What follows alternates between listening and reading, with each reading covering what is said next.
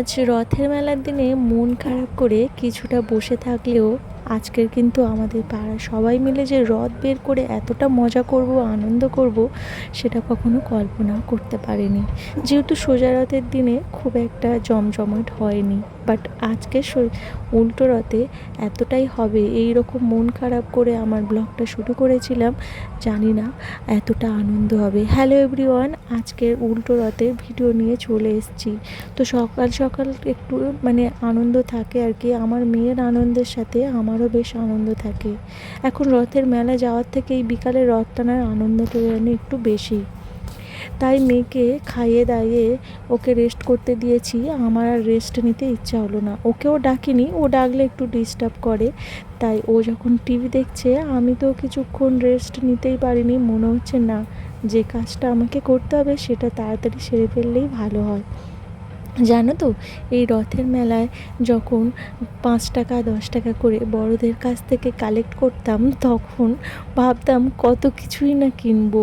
রথে গিয়ে ঠাকুর কিনবো, খাবার খাবো, আর অনেক কিছু ঘুগনি খাবো, মজা করব, কত কিছু। আর এখন টাকা হাতে থাকলেও সেই মেলায় যাওয়ার ইমেজটা কিন্তু নেই। ইন্টারনেটের যুগে এখন মেলা ঘোরাটা এখন খুব একটা দেখা যায় না। যদিও মেলায় এখন প্রচুর ভিড় হয়, তাও সেটা অন্য ব্যাপার। যাই হোক, সমস্ত কিছু এখন অনলাইনেও কিনতে পাচ্ছি, খাওয়া দাওয়া থেকে শুরু করে জিনিসপত্র। সেই রকমই একটা গল্প করব তোমাদের সাথে। রথের মেলায় বিভিন্ন জায়গায় বিভিন্নভাবে যে এত খাবারের চল রয়েছে, আমরা কিন্তু ছোটোবেলায় জানতাম না। আমাদের ওখানে রথের মেলায় ভুট্টা পোড়া, আর আরেকটা স্পেশাল যেটা, সেটা কিন্তু আমার খুব মনে করিয়ে দেয় চিড়ের ছাপা, কড়াই ছাপা, বাদাম ছাপা। এই 3টে জিনিস আমাদের ওখানে আমি জানি, এইটা দিয়েই স্পেশাল হয় আমার রথের মেলা, সেটা আমি জানতাম। কিন্তু এখানে বারুইপুরে আসার পরেই জানলাম এখানে নাকি কাঁঠাল ভেঙে খাওয়া হতো। হাজব্যান্ডের মুখে এটা বারবার শুনি যে কাঁঠাল বিক্রি হয়। হ্যাঁ, রথের সময় কাঁঠাল পাওয়া যায়, কিন্তু আমরা মেলাতে এইভাবে বিক্রি হতে দেখিনি। আরও আমরা একটা দেখতাম ছোট ছোট মাটির পুতুল বিক্রি হতো। সেই এখন একটা গান উঠেছে আমাদের বকুলতলায়, ভিড় জমেছে বসেছে মেলায়, সেখানে মাটির পুতুল অনেক রকম, এরকম একটা গান না, কতবার আমি মিনি ব্লগ দিয়েছি, বেশ কিন্তু ভিউজও হয়েছে। যাই হোক, এই রথের মেলা নিয়ে একটু ভেবেছিলাম মাটির পুতুল দেখিয়ে দেখিয়ে ভিডিও করব, কিন্তু ওমা, আমি আমার এখানে যে রথের মেলায় গেলাম, কোনো মাটির পুতুলই তেমনভাবে দেখতে পাইনি। এখনকার সময় যেন কিছু কিছু জিনিস সব কিছু যেন হারিয়ে যাচ্ছে। আনন্দের সাথে সাথে বাচ্চাদেরও এখন অন্য বিনোদন চলে এসছে, তাই আমাদের আনন্দগুলো কিন্তু ওদের সাথে নেই। চলো, গল্প করতে করতে আমার কিন্তু অনেকটাই সাজানো হয়েছে। পাতাগুলোকে একটাই করে আজকের বেঁধে দিয়েছি, তাই খুব বেশি সময় লাগেনি। আগের বারে সোজা রথে অনেকটা সময় লেগেছিল। এখন দেখছি অনেকটা ইজি করার মতো অনেকটা প্রসেস আমার মাইন্ডে চলে এসছে। অ্যাকচুয়ালি হয়েছে কি, ভিডিও বানাতে বানাতে কী করে যে তাড়াহুড়ো করে সমস্ত কাজ অল্প সময়ে করা যায়, সেই অভ্যাসটা কিন্তু আমার মধ্যে চলে এসছে। আগে কিন্তু কোনো কিছু সাজাতে গেলে আমি সাজাচ্ছি, যতক্ষণ না মনোপ্রত হয় সাজাতেই থাকি। কিন্তু এখন কিছুটা সাজিয়ে নেওয়ার পরও মনে করি যে হ্যাঁ, আমার মনের মতোই হয়েছে।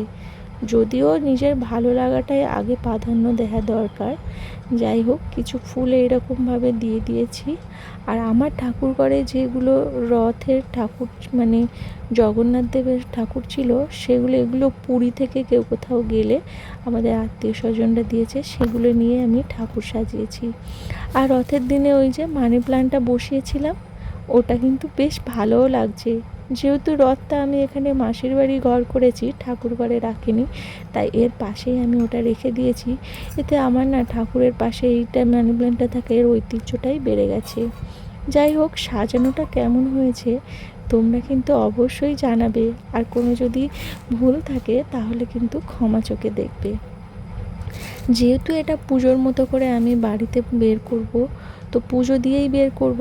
হয়তো এখানে ঠাকুরমশাই নেই, কিন্তু আমি মনে করি আমার রেগুলার পুজো দিয়ে মন প্রাণ দিয়ে পুজো করাটাই হচ্ছে সবচেয়ে শ্রেয়। তাই ছোট্ট করে একটু আয়োজন মতো করেছি। হাজব্যান্ডকে বলেছিলাম কিছু মিষ্টি আনতে, তো যা এনেছে সেটা দিয়েই আজকে পূজা দেব।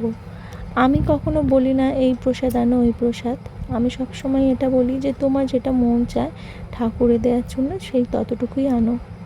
ও ওতে বিপাকে পড়ে যায়, কিন্তু এখন আনতে আনতে অভ্যাস হয়ে গেছে। যে ভয় হয় এটা পারি কারাগারে হয় আমি জানি না, যে অনেক সময় হয় যেটা আনতে বলবো সেটাই। তো আমার যেটা আনে আমি তাতেই খুশি থাকি, যে ওটা ও মন থেকেই বনেছে, তো সেটাকেই আমি ঠাকুরকে দেব। আর এবারে ধুনোটাও দেব। আগের বারে সোজারাতে একটা বোন আমাকে কমেন্ট করে বলেছিল, দিদি তোমার রথের সাজানোটা খুব ভালো হয়েছে। তো বনু আজকের রথ সাজানোটা কেমন হয়েছে তুমি কিন্তু কমেন্টে অবশ্যই জানিও। যাই হোক, ধুনোগুলো শুধু ঘরেই আমি দিইনি, তারপরে আমার সমস্ত ঘর বাড়ি উঠান ঘরের মেন গেট সমস্ত জায়গায় কিন্তু আমি এই ধুনোটাকে ছড়িয়ে দিয়েছি। এতে আমার একটা পজিটিভ মাইন্ড সেট হয়। আর যেহেতু একটা ভালো কিছু কাজ করার জন্য, ঠাকুর ঘরে বসার পুজোর জন্য, এর থেকে আর বড় কিছু আমার কাছে নেই। যাই হোক, প্রণাম করে এবার পুজোতে বসে পড়েছি। পুজো বলতে আমার কাছে একটু ঘন্টা বাজিয়ে আরতি করে দেওয়াটাই আমার কাছে পুজো। চলো বাকিটা তোমাদের মিউজিকের সাথে শেয়ার করি।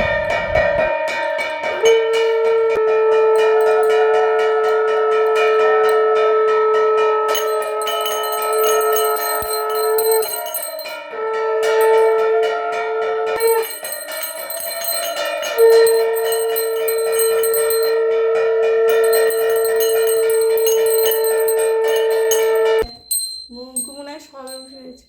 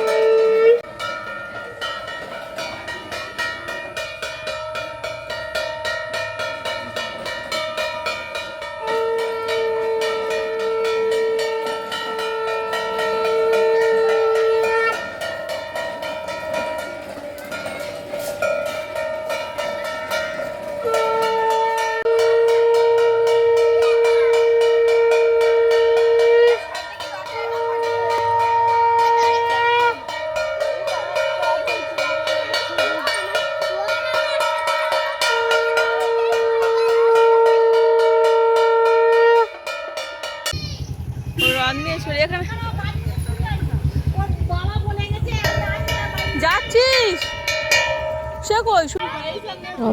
সবাইকে অনেক অনেক ভালোবাসা রইল উল্টো রথের। সামনে বছর আবারও একটা রথের ভিডিও নিয়ে আসবো। তো ততক্ষণ পর্যন্ত তোমরা কিন্তু সবাই ভালো থাকবে। আর এই যে দেখো আজকের আমাদের রথের আনন্দটা বহুগুণ বেড়ে গেছে। আমাদের 4টে রথের মতো একটা রথে একটু জল পড়েতে একদম ওরা কাদা মাখা হয়ে গেছে।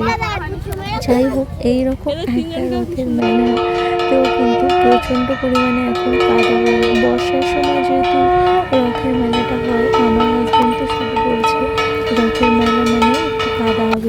এইভাবে আমরা রথের মেলায় যাব না ঠিক করেছিলাম, বৃষ্টি পড়ছিল। আর আমাদের দেখো রথটা হয়ে গেছে, তাই রথটা নিয়ে এখন আমরা বাড়ি থেকে রওনা দিচ্ছি। আর এবারে দেখো আমার মেয়ে অ্যাকচুয়ালি হয়েছে কি, রথ রেখে এদিক ওদিক ছোটো ছোটো করে পালিয়ে যাচ্ছিল। যাই হোক, বললাম রথটা নিয়ে বাড়ি চলো, তাই ওরা দুজনে এখন রথটা নিয়ে ঘরে চলে এসেছে। আর এবারে আমরা রথটা ঠিক আমাদের বাইরে বেরিয়ে যাবে। ঠাকুরটাকে কালকে আমি আমার যেরকম মন্দিরে রেখে দিই, ঠাকুরগুলোকে রেখে দেবো, আবার রথটাকে ভালোভাবে যত্ন সহকারে তুলে রেখে দেবো। আর এই যে সন্ধ্যেবেলায় একটু এসেছিলাম, কিন্তু এতদিন আমাদের ঘুরে কোনোদিনও আসেনি মেলাতে। আর দেখতে পাচ্ছ দোকান প্রচণ্ড পরিমাণে ভিড় রয়েছে। অ্যাকচুয়ালি হয় কি, যে জিনিসটা যেই সময় সেই সময় আনন্দটা মানুষ পছন্দ করে। আমি আবার একটু পছন্দ নয়, তাই একটু চলেই গেছিলাম, মেলাতে বেশিক্ষণ থাকিনি।